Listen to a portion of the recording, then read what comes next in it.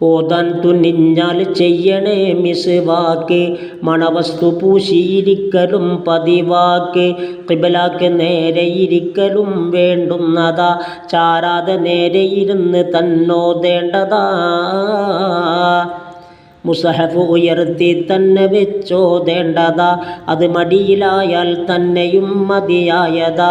നീ വൃത്തിയുള്ള സ്ഥലത്തിരുന്നോതേണ്ടതാ, അത് പള്ളിയായാൽ ഏറ്റവും ഫലമുള്ളതാ. ഇടയിൽ കലാമില്ലാതിരിക്കൽ വേണ്ടതാ, ആവശ്യമെങ്കിൽ ദൂഷ്യമെന്നുള്ളതാ. അഴകുള്ള വസ്ത്രം കൊണ്ടു നീ ചമയേണ്ടതാ, നീ രാജസദസ്സിൽ എന്ന മട്ടിൽ വേണ്ടതാ. 40 ദിനത്തിൽ 30 തീർക്കേണ്ടതാ, 40 കവിഞ്ഞാൽ യുക്റഹു എന്നുള്ളതാ. ഫുഖഹാക്കളിൽ പല പണ്ഡിതർ പറയുന്നതാ, അഹ്മദ് ഇമാം തങ്ങൾക്കതിൽ നസ്സുള്ളതാ.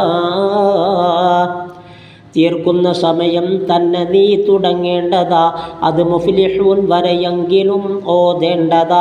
മുസഹഫ് നീ നോക്കാതോതിയാൽ ഫലം 1000, അത് നോക്കിയോതിലുണ്ടോ 2000.